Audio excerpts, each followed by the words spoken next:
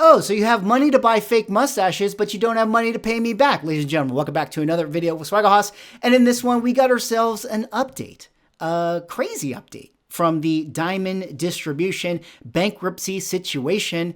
As you can see from the title of the article, now Diamond Comics makes financial demands of comic book stores. Oh boy, things just got a little more interesting.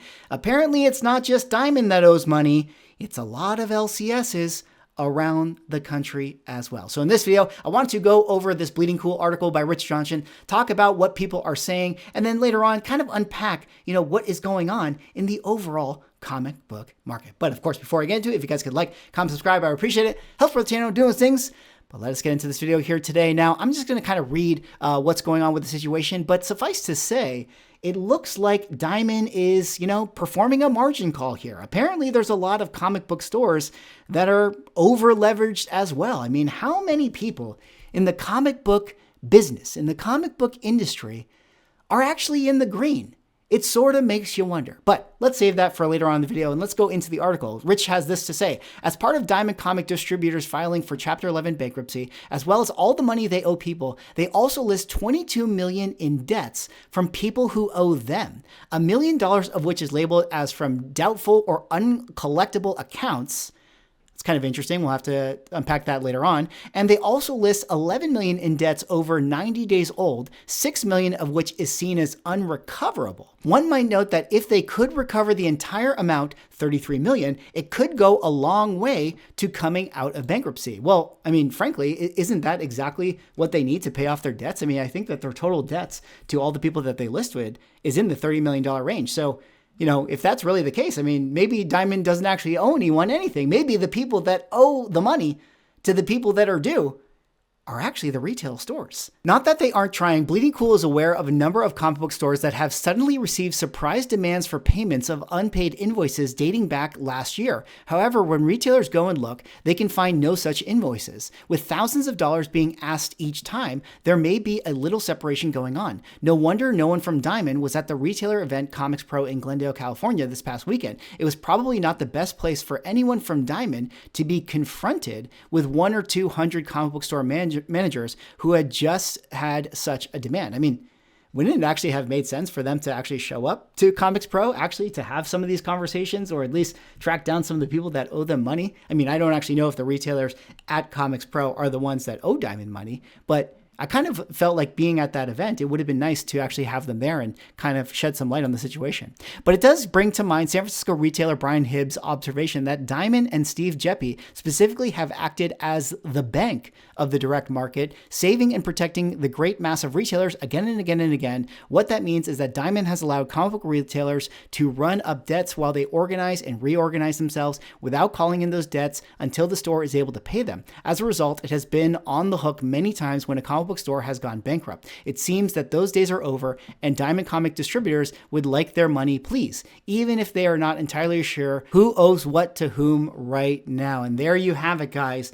Diamond is looking to get paid. Man, what a crazy story. Shout out to Dennis and Jesse from the Comic Industry Show. This is actually something that those guys had brought up and talked about, talking about how there's a lot of comic book stores that are probably in the red. They were on my show the other week when this story initially broke out, and I'll probably have to have those guys back on to, shed more light on this current situation. But, they talked about this. They talked about how, one of the big things that's going to come out of this is that, Diamond is basically floating a lot of comic book stores because, frankly, a lot of comic book stores are not profitable. Now, that in and of itself kind of begs some questions. Are they not profitable because they're running a poor business?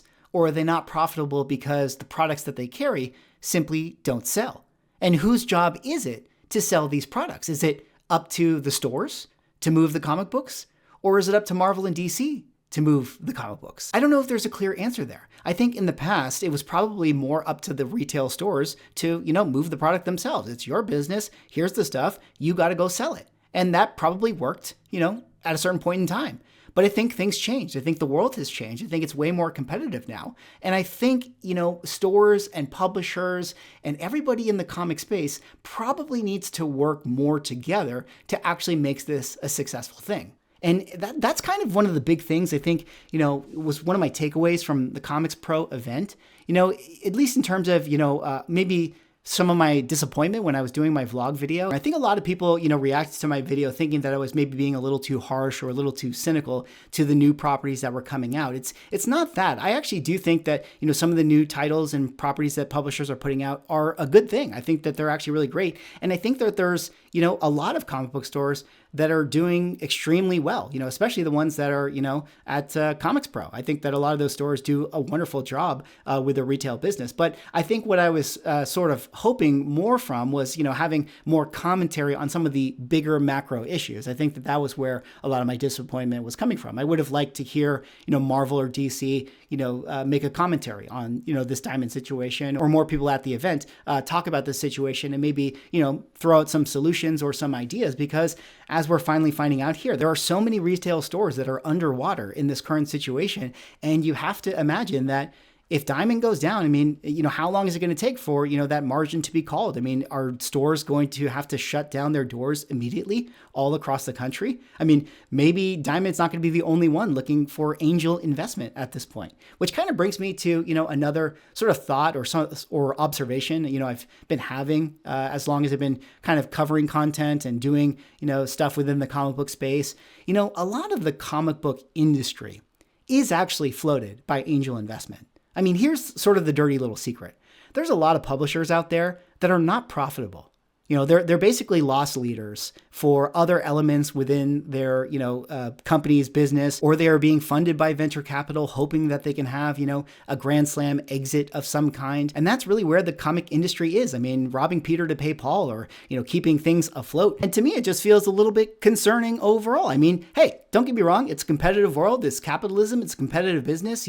At the end of the day, you got to figure it out. You got to take care of yourself, and you got to be able to, do well in this industry and this hobby. And I think that there's a lot of people that do that. But as a whole, on a macro level, it feels like the industry could be doing a lot better. It definitely feels like there needs to be a fresh batch of ideas and some initiatives to help with a lot of the sales of comic books. In fact, I wanted to go back to this line that I thought was interesting. $1 million of which is labeled as from doubtful or uncollectible accounts. Now, does that mean that these are stores that probably already have gone out of business, or maybe they are retailers that have defaulted officially? So there's $1 million there that is just a pure loss.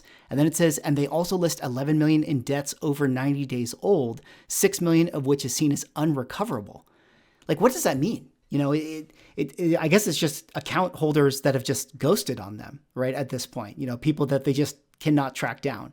It really makes me wonder what kind of the situation is and the relationships that Diamond has with a lot of their stores. I mean, I've heard things that, Diamond is very, very forgiving of the stores. It's just, you have to, stay on the treadmill when you have your FOCs, and you're a retail owner. You have to keep ordering comic books, and you can't be worried about, oh, well, we didn't make any sales because we already have to order, the hot new title that's coming out, a few months from now. So you're just sort of in this perpetual cycle of accumulating debt.